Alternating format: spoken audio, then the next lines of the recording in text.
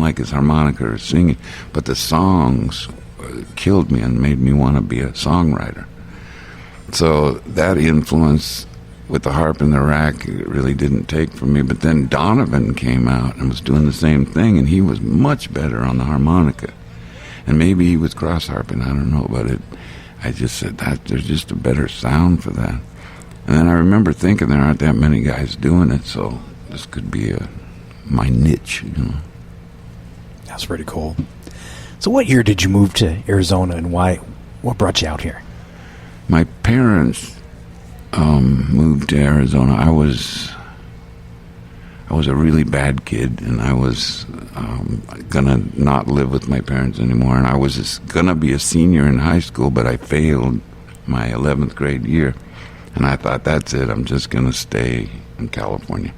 And actually my parents said, if that's what you want to do, at this point we don't care.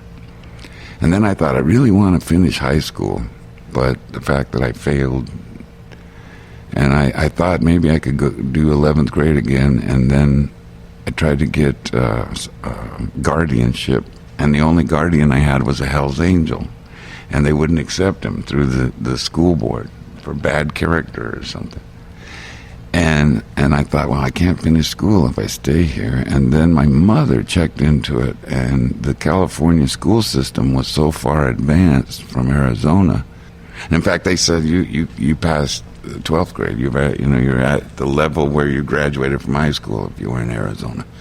So they said, if you want to come to Arizona, you could be in the 12th grade. And I said, well, why not? And I had a paternity suit and a couple death threats, and I said, maybe now would be a good time to get out of California. And plus, California, this was 1969. And we had Altamont happen, with the Hells Angels and Manson. I mean, things were not good in California in 1969. So I thought, well, I'll just go and hide out in Arizona. And then I stayed here through my senior year and had every plan of not staying here.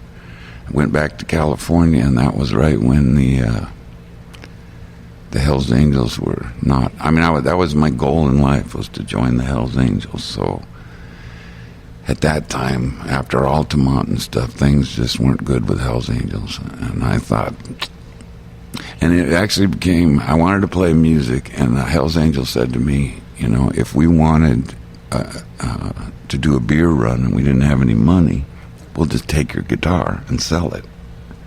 They were like communists or something. And I said, no. I said, I want to own things. I want to own records and a record player and a guitar. And they said, no. The only thing you get to own is your guns and your motorcycle. I said, well, I don't know if that's good for me. So I came back here. I had already gotten all kinds of gigs when in high school. I was playing everywhere around here. And I thought, it's a pretty open market. In California, there were millions of musicians, but here there weren't that many. And there had been a big exodus out of Arizona of the musicians in the late 60s. Basically, the redneck cowboy culture here kind of ran them all out. And I said, well, there aren't that many guys to compete with. Maybe I could get some gigs. And I did. Worked a lot.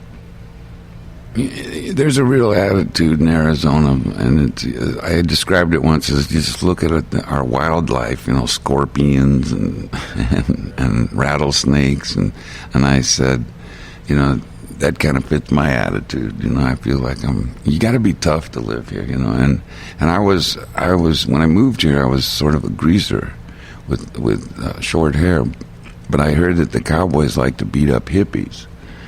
And they would, here in Scottsdale, they would actually shave their heads with a straight razor. If they'd pull up and just shave their head. And I met a guy that went to the hospital from that. And I thought, well, great, I'm going to grow my hair long, and then I can fight cowboys. And there was a whole era of guys here, tough guys. There were actually street gangs in Scottsdale. I thought that was amazing. And there were some pretty tough guys, and we all grew our hair long at the same time. And the cowboys thought we would be these passive hippies. So there were some huge gang fights between the long hairs and the cowboys. We pretty much kicked their butt. So why be a musician? When did you know that you were going to do this for a career? There was a moment where show business became my thing, and it was when I was watching Gene Kelly dancing on TV on a movie, and he was doing a soft shoe, and it was a rhythmic thing, and I don't even think there was music. It was just like doing a drum solo with his feet, and I just thought, wow, look at that rhythm thing. And I stood up and I started doing it, and I was able to do it. I had a rhythm. And I said, that is so cool.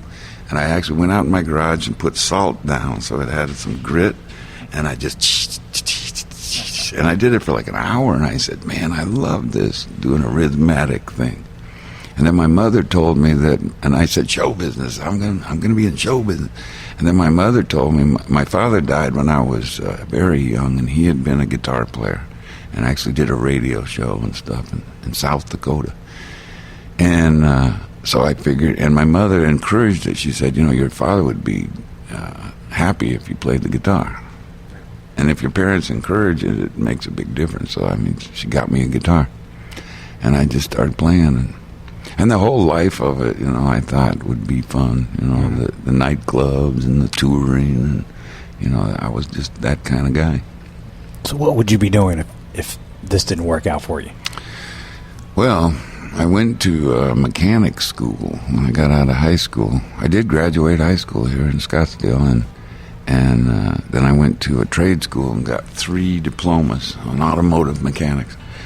And that's what I was going to do, and I was just going to play music for fun, but I was a pretty bad mechanic. I had no natural torque, and you kind of have to know how tight things are, and I just wasn't good at it. So then one week I made more money playing music than I did as a mechanic, and I thought, wow, a much easier job, So I just started taking more gigs, and I've been working solid since 72. Sun's going down, darkness falls all down like rain.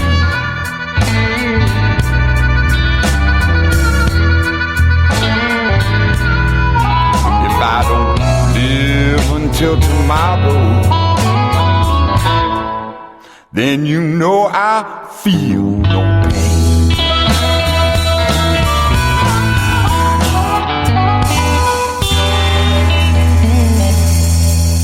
You're listening to Blues America. Blues America. Blues America.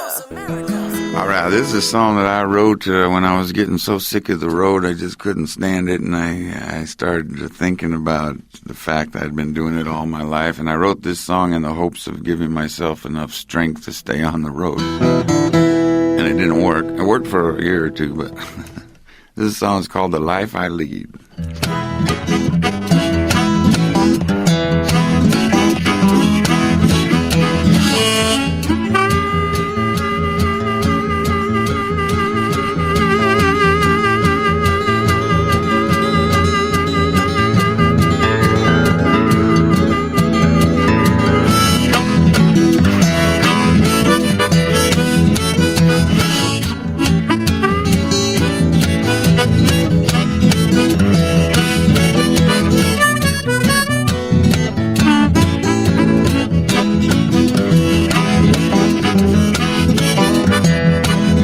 I'm a rambling man.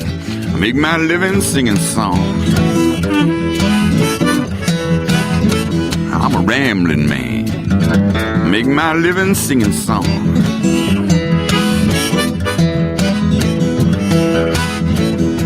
40 years of singing, it's too late to think I'm wrong.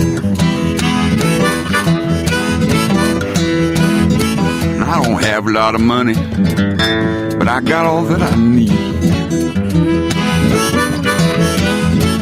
I don't have a lot of money, but I got all that I need. I'm just a honky-tonk musician. That's the life I lead.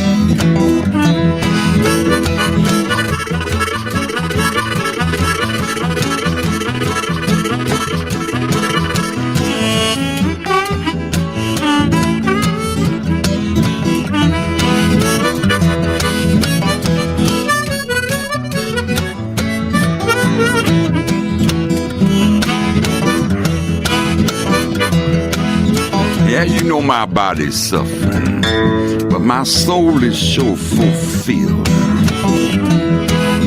Yeah, you know my body's suffering, but my soul is sure fulfilled. You know my spirit makes the order, then my body pays the bill.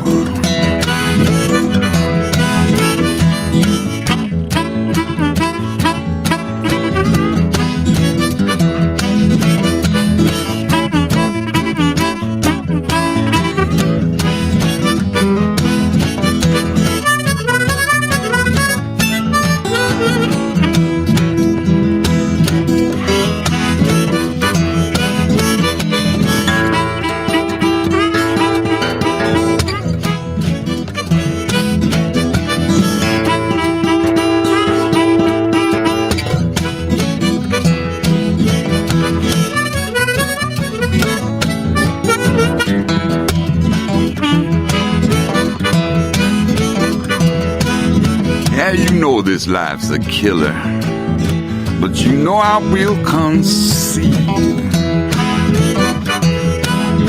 Yeah, you know this life's a killer, but you know I will concede.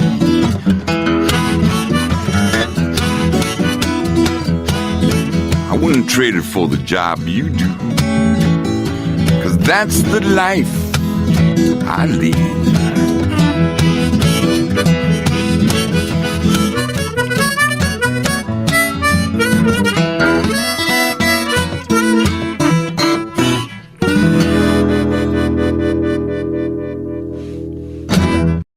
Damn right!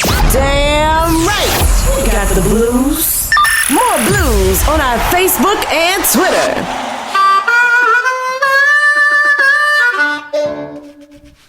More with this week's special guest, the star of the show, Hans Olson, when Blues America returns.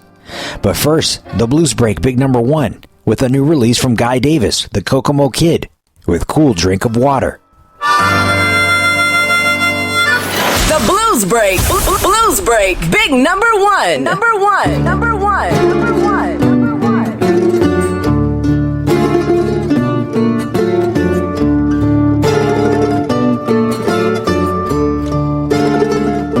I asked for water and she gave me gasoline.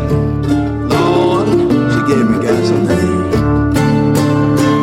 Well, I asked for water, she gave me gasoline.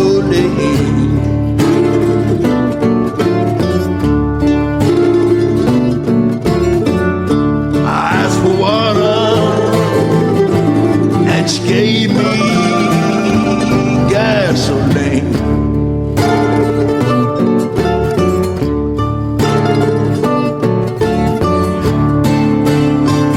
Lord, I went to the depot,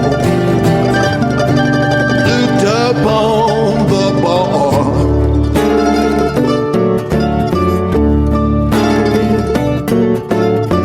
Wonder how long has the southbound train been gone? Lordy, Lordy, Lord.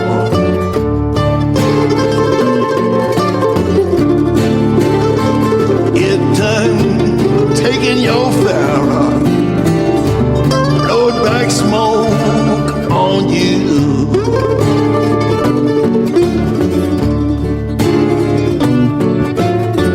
Done taking your Pharaoh,